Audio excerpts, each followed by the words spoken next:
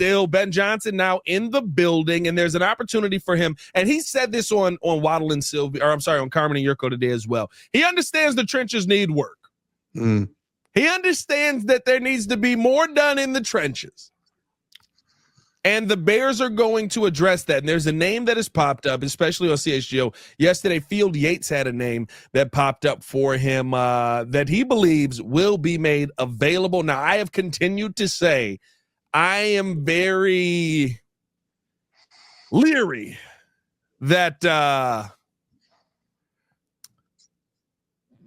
that good players leave Kansas City. I get it. There's not a lot of money there. They find out how to do things. Oh, a little under the table there. Okay. They find out how to do things. I'm not saying, I'm just saying, if Trey Smith is allowed to be released as a free agent, I'll believe it when I see it. But we will see what ends up happening with that situation. But here's the thing about it. If that opportunity does arise, if the Chicago Bears are able to get in there and talk to Trey Smith, who Field Yates does believe will be made available as a free agent this offseason, would it be beneficial for the Chicago Bears to go out and overpay for a player like that? Because what you're doing is you're going to end up overpaying for Trey Smith. You always end up overpaying for your mistakes in free agency. He's probably going to make somewhere between, I don't know what we talk. He's really good, bro. 20 to 22 million a year. Yeah. I mean, he's worth it though. Like he's worth it. If that is the case, do you need to spend that kind of money to pair him up with his former teammate who he spent 2 years with at Tennessee? Remember, him and your top 10 pick and Darnell Wright had quite a bit of time together and were both very dominant pieces out there on that right side. I would do it. If you look at his numbers, for the 4 years he's been in the league, he's only been penalized 24 times. He's been on the field, which is something that, hey, we've had questions with Tevin Jenkins before. We had questions about, hey, could you possibly play him? Is he on the field? Trey Smith is on the field.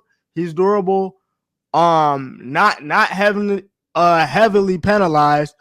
And you're pairing him back up with Darnell Wright, who, by all accounts, we think is going to be a dog if he gets somebody opposite with him that actually stays there. So I mean, to me, it's a no-brainer because Ben Johnson knows that they gotta fix the offensive line, and Ryan Poles knows that they gotta fix the offensive line. So this will definitely be like a major step in the right direction, and you overpay for good talent as well. So yeah. I'm with it. You don't want to, but sometimes you have to. That's you got to. It comes down to. Sometimes you got to. Where our offensive line was at last season, you got to. You got to. Please do. No, absolutely. Run it. Can I interest you in a Colts game? You son of a don't you can't interest me in nothing. No, run it back with the Volunteers tandem. I'm all for it. You're talking about, does it matter if we spend too much money? Absolutely not. I think this is the offseason where that should not matter. We already opened up the checkbook enough for a guy who has no head coaching experience. Yeah. I wouldn't mind opening up the checkbook for a guy that has plenty of experience doing exactly what he needs to do in blocking at right guard. For whatever reason, the Bears had a guy in Tevin Jenkins who he might be gone now for one reason or another, and they never paired him up on the right side. We always talked about that was the most obvious tandem that they could have had there in Tevin and Darnell, and the two maulers that you want to pair up on the right, so at least you have one side addressed. But for whatever reason, they kept putting him on the left side, and there was always issues with Darnell having up and down moments, having penalties, paired up with Nate Davis. Matt Pryor obviously held his own. I think he'll be a very good backup. But Trey Smith, I mean, he's one of the better guards in the league. He's first in the league because he doesn't give up any sacks this year for Pat Mahomes. Yep. As Ringo mentioned, I mean, availability is the best ability. He played over, I think, 1,100 snaps this season. So you can tell that he clearly hasn't gotten hurt as much. That's also really good when it comes to the Bears' offensive line. You need that stability. So, yeah, this it all just makes sense. And there is reports that maybe he doesn't get the franchise tag put on him. Maybe he doesn't get a contract in Kansas City. So it might work out our way.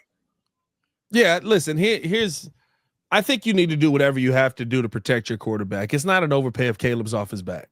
Mm-hmm. That's what it comes down to. I think I didn't see who said it. Somebody said it in the chat.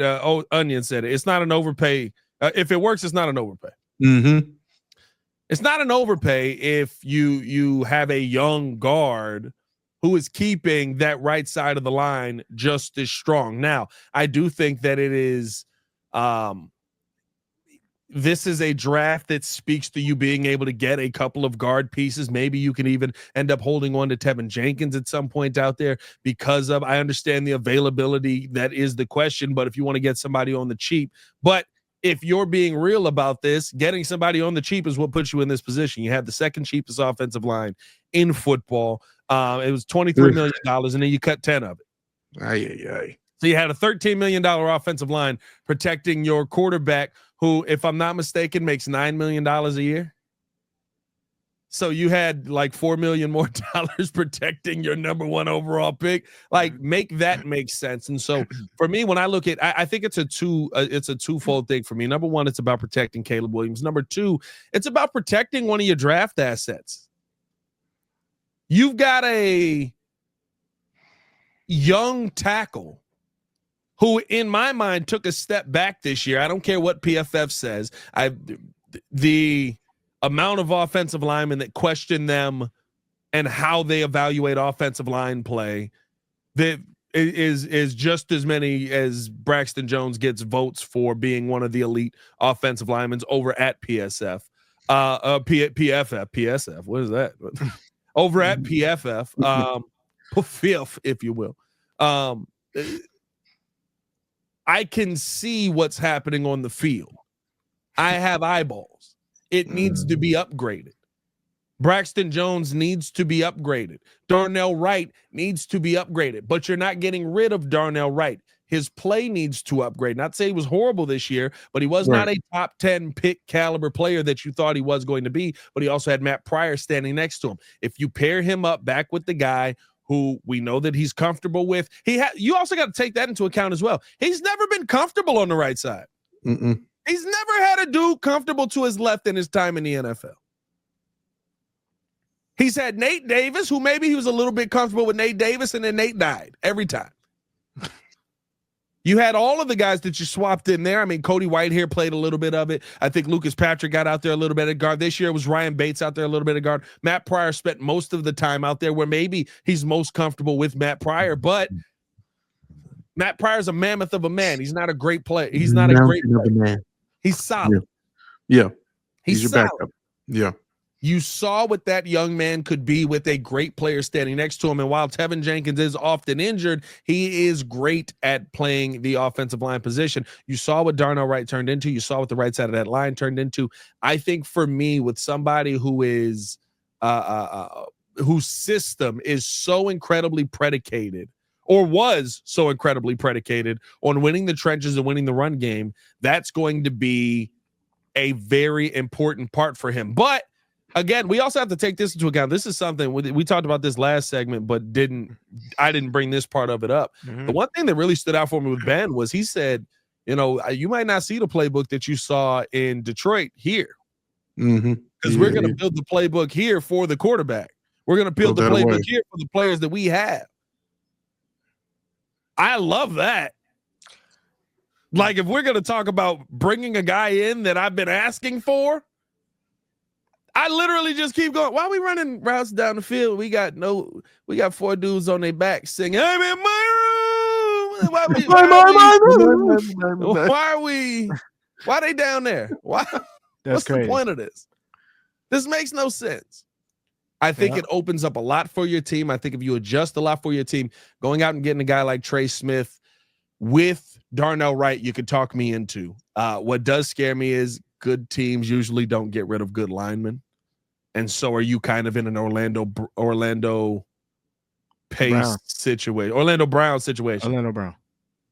I think it's a little different because the Chiefs at some point, like, Trent McDuffie's gonna get a bag. Trent McDuffie is absolutely gonna get a bag. So I mean, I think they got to pick and choose with that. So I think that'll be a little crazy. If I he gotta pick one, I would pay Trent McDuffie over paying a guard 100 M. Yeah, all day, every day. Yeah, absolutely. I also think though, when just going back to that last segment, when Ben Johnson brings up winning and winning now, if Trey Smith does become available, and Will Campbell is at 10, I'm tingly.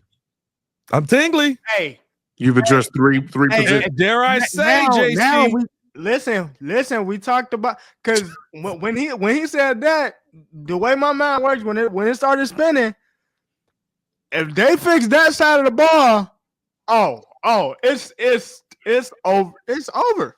Hey, dare I say, JC? That's a meaty line. That is a meaty line. I still want center address because I think we still might have to come into the season. I'm hearing that there's not a lot of good center prospects unless we just try to go for one. Could I interest you in maybe a bridge center? Yeah, I'm fine with the bridge center. 32-year-old Ryan Kelly. Ryan Kelly or Drew Doman. I'm fine with that. No, Ryan Kelly is good. I like that. Little 32-year-old. I like that. He'll be 32 by the time the season starts. Now, this season did deal with some injury issues. Only played in 10 games this season, which is dangerous. But you get Ryan Kelly. Hopefully he's healthy. What was the injury for Ryan Kelly? I don't remember what he went down with. Not too sure on that one. But I think you get him in there as a guy who was he had a knee injury on November 5th and was placed on injured reserve.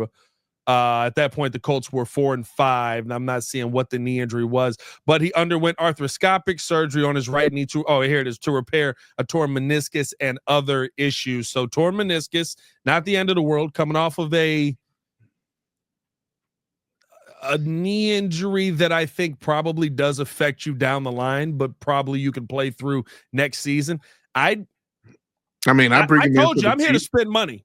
You got to spend money on your line. Because literally, honestly, y'all, I'm not gonna lie. I think right now, Ben Johnson and Ryan Poles, when they playing chess, not checkers.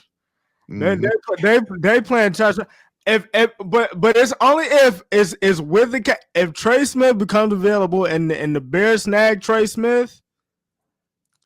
I think Will Campbell is immediately in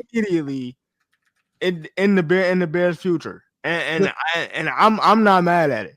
The thing that makes going out and overspending, because I saw Muck earlier, he's like 100 M's for a guard is crazy though. It is. It is. I understand it, but you've got Darnell Wright going into his third year. You'll still have him for 2 more years because he is a first round pick and a top 10 pick. So you'll be able to get that 5th year option. You would have Will Campbell or whoever you take at the top of that draft as your on a rookie deal. So you would have 5 years of that where you're paying minimal money to that part.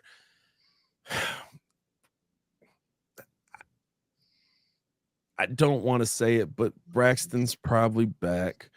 Shut up, Ringo. I'm so disappointed. I wouldn't mind that if he's a backup. No, he's gonna be a starter. No, he's gonna be a starter.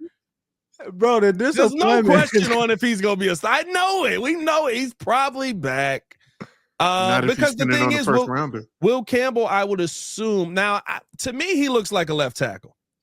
A lot of the experts are projecting that he's a left guard. He's more of a guard than a tackle. Yeah, shorter arms, right? Like, so they're saying, which proved true with who was my man's last year that everybody wanted. That was a left tackle that ended up being a left guard. He was was that Buddy from Northwestern? From Northwestern. That's exactly who it is. Yeah. I know Peter Skoronski. Peter Skoronski, right? Yeah.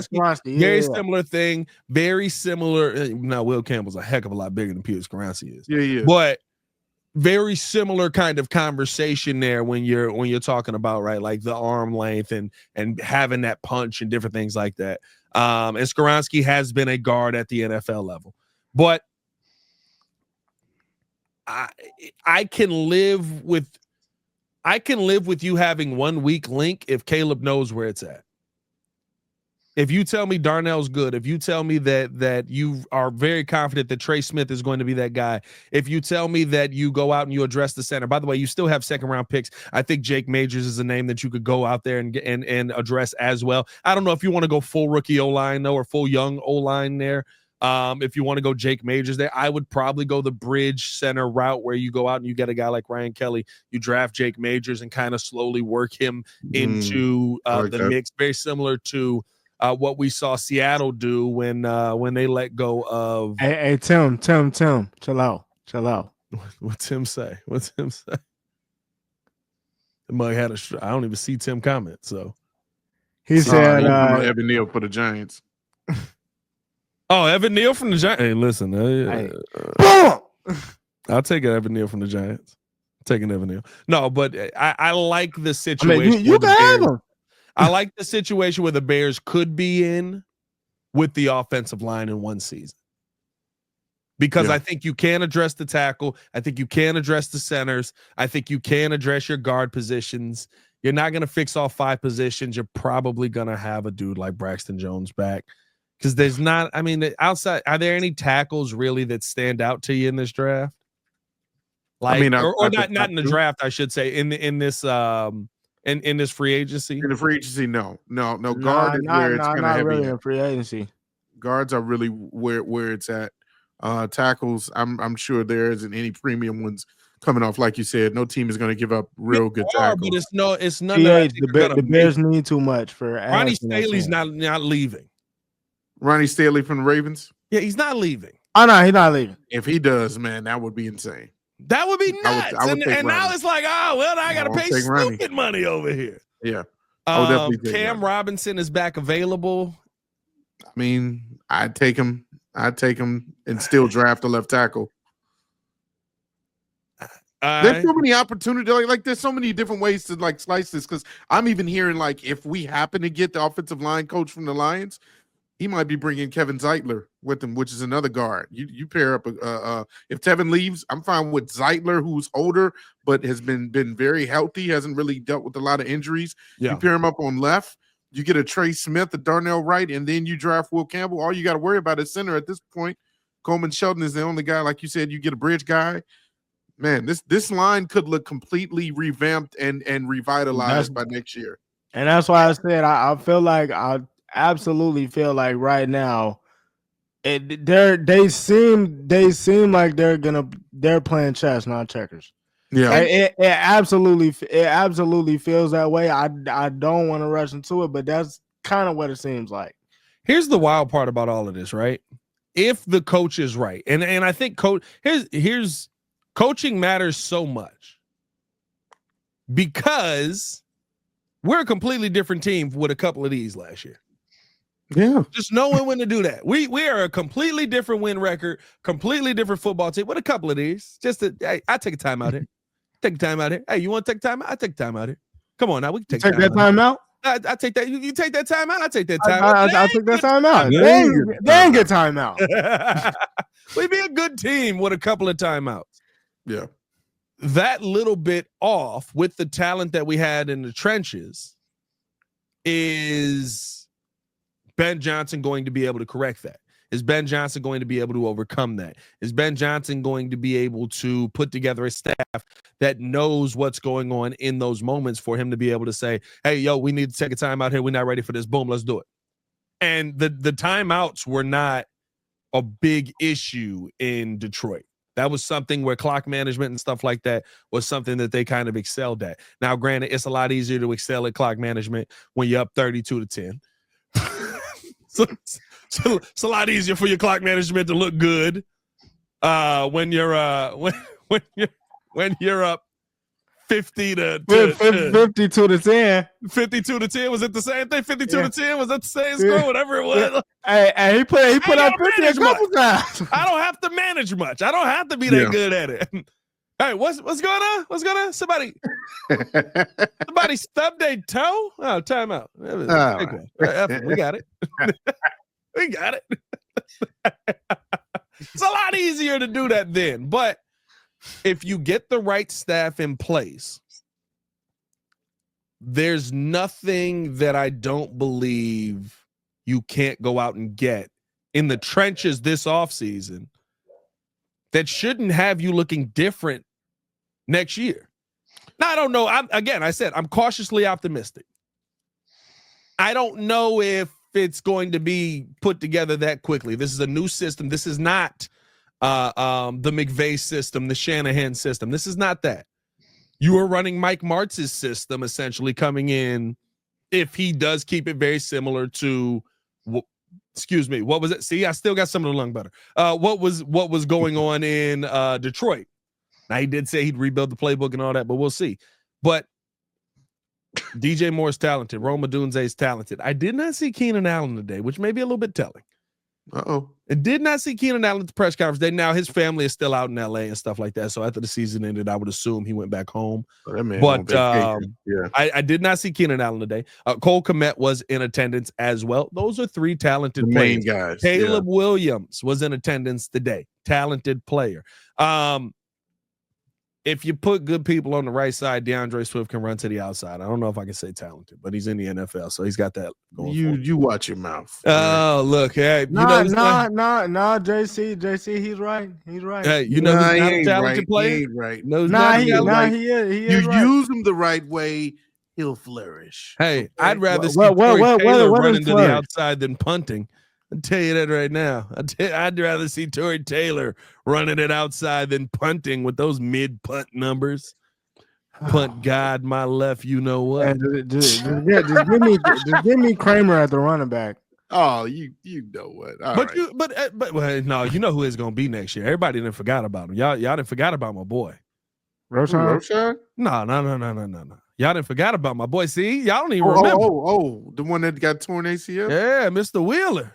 Yeah, Ian. Y'all done forgot about Ian Wheeler, dog. Ian Wheeler finna come out there and be a dog next season. Stop playing with him. You know we got him? Undrafted, baby. You know how much he made? $200K. I love it. There we go. Man, bro. Let's roll. I don't even know if he made $200K. I ain't gonna lie to you. They kept that man on IR. He might have had enough just to keep the lights on. He might have had to trap this offseason. Ryan did have him helped him out a few times. Yeah, he might have had to trap this offseason. I'm not gonna lie. What he get? He's set. God dang, I should have been. If I should have just played through that broken shoulder, bro. I should have just played through that pop shoulder, bro. Yeah, but then you wouldn't be Pat the designer. No, I'd be the dude on the practice squad that nobody knows making $795,000. Hey man, you found your calling, okay? You know what he makes next year? $960,000. You know what he makes 2026? What? $1.75 million. Oh Lord, have mercy. Actually, 1.075. So not even a 1.75. Oh man. All right. That's healthy. Total contract of $2.8 million. That's my kind of running back, boys. That's the conversations I'm looking to have. But no, like I think that we, as Bears fans, we think this is so far away. Realistically speaking, we should be talking about if you do some of the things that we said here, even some of the things, not even all of them.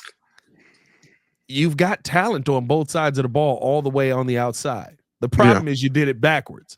Doesn't mean you can't get it right, but now's the season for it to be a prove it, get it right kind of season.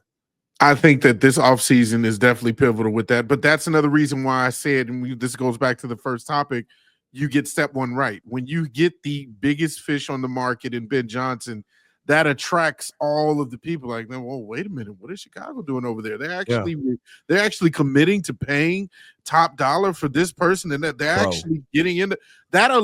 That goes hand in hand. You're attracting.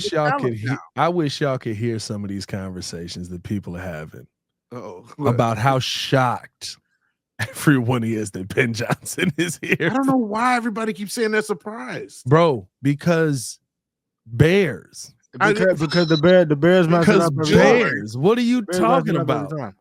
Here's the thing. The low expectation of the number is $13 million. If it is $13 million, that's the low expectation. He's the 7th highest paid coach in the NFL. Right there with I think Baltimore's coach. Yes. I think I saw. He's never done nothing. With Harbaugh. The world is shocked.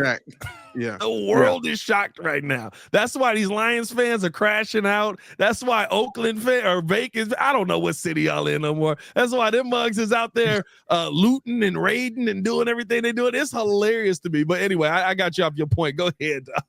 No. I just love the fact that we're doing it right. Like one thing leads to another. It's a connected chain. It's cohesive because now you got this working in your favor where you bring the guy in that everybody is like, wow, okay, this is the guy that's the offensive genius. He looks like he'll be a good leader of men. He looks like he can command a room and can take on more responsibility than just calling offensive plays. We've seen him do it for 3 years successfully with a really good team in Detroit. Like, everybody wants to now see what is Chicago going to be about. And so that attracts the players. That attracts a Trey Smith who may say, you know what? I want to take my chances on the market. I want to go to Chicago and play with my buddy on the right side. That attracts, other talent. I can't think of any names, but that attracts the guys that are going to want to be on the market and actually play for the better teams that are the up-and-coming teams. Yeah. That's how it works. You get the best people in here. It attracts some more of the better players in the league. We got a little bit of breaking news here as Ian Rappaport dropping this. The Bears have requested Rams assistant head coach and passing game coordinator Aubrey Pleasant to interview for their vacant DC job under Ben Johnson. Sources say a key reason Chris Shula's defense impressed so much late in that season. Now, just in case you guys are wondering, because he's the passing game coordinator, why the F is he saying DC? I don't believe that is a mistake. I believe that is what he meant because with the Detroit Lions, he was the DB's coach and the passing game coordinator with Green Bay. He did spend some time with Green Bay. Calm down, everybody. He was an offensive consultant. Double agent! You son of a... No, but with the Rams, he has been the defensive backs and passing game coordinator. And also this season, he was the assistant head coach and passing game coordinator. So somebody to take a look at for your DC position as well. Aubrey Pleasant, he worked with Ben Johnson in his time in Detroit a little bit, 2022, that season. That would be an interesting get, not exactly the star-studded lineup that we thought we were going to be seeing there with Dennis Allen there. What are your thoughts on Aubrey Pleasant as a DC? Well, apparently, according to the reports, it said he's well regarded in a lot of NFL circles. He's appeared in a lot of future head coaching lists before. And so, I mean, when you get a guy who has that type of reputation, I'm fine with it. We thought and we talked about Dennis Allen being a potential guy. He also has that head coaching pedigree as well, tops in the league when it comes to defensive mind. And so, I trust this process. At this point, I am all in on trusting this process. We got the first guy right. If he feels like this is the guy that he may want over Dennis Allen, I'm fine with that. Aubrey Pleasant is a name, and hey, let's move forward. For me, I mean, I'm cool with it. I understand that he's worked with Ben. My only thought process with that is there's still a lot of DC names out there that I'm more confident in than him right now. So I'm with JC and trusting the process, but I mean I hope that they really do their due diligence and trying to figure out who's gonna run this defense. I'd still have Dennis Allen as my number one guy just because of the I've seen him do it at a championship level like that. As coordinators, that don't go away, right? Vic Fangio didn't stop being a good defensive coordinator at any point. We saw who's one of the coordinators that was a head coach that left. I don't know why I can't think of it. Ron Rivera. Ron Rivera is still a good defensive play caller. Hey, I'll say this: Matt Eberflus. Honestly, if he gets off when he left. If he gets a DC job in this cycle, I wouldn't be surprised. And I would sit there and look at that defense and be like, ooh, this is going to be bad. Yeah. Because Matt Eberflus can call a good defense. As much as we hated this defense this year, we didn't really give up points. We lost to every one of our divisional opponents by 3 or 4. So, like, I think that it would be interesting. I would like to go with a guy like Dennis Allen. He would be my number one, my point in saying all of that. But the one thing that does intrigue me about a guy like Aubrey Pleasant, he's coached both sides of the ball.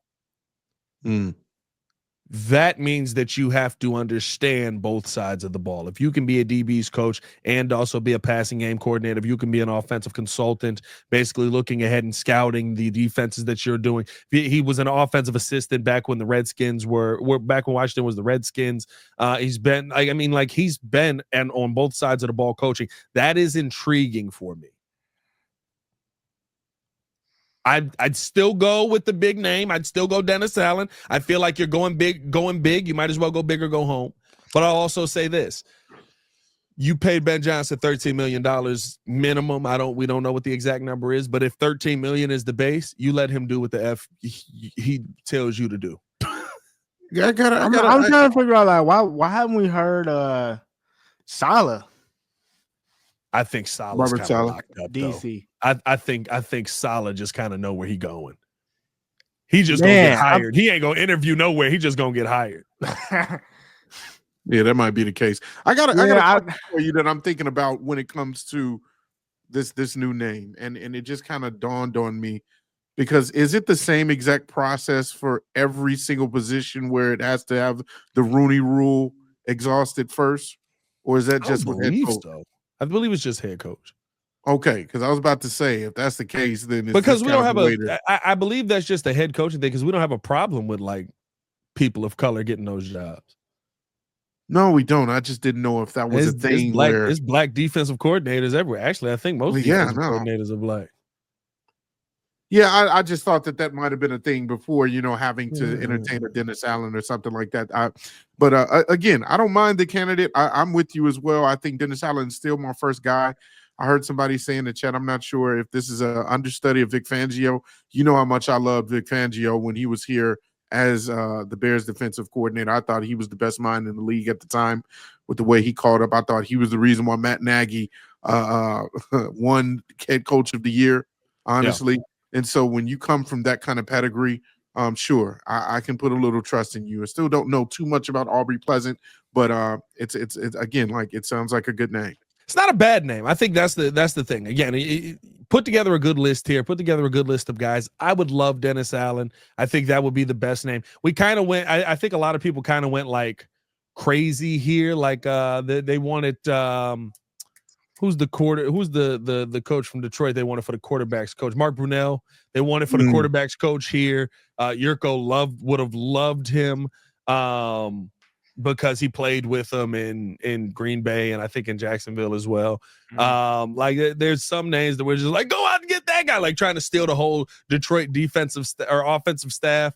It's probably not going to happen. A lot of these guys are going to get jobs elsewhere. A lot of these guys are going to get promotions that they're going to go to elsewhere. And I mean, even here, right? Like I would love to have Hank Fraley in the building, but Hank Fraley probably wants to call plays. Yeah, I would assume he probably doesn't want to be an offensive coordinator in name alone. He probably wants to call plays. If that's the case, he's more than likely going to end up going to a team that's going to allow him to call plays, unless that all falls through. But we'll see.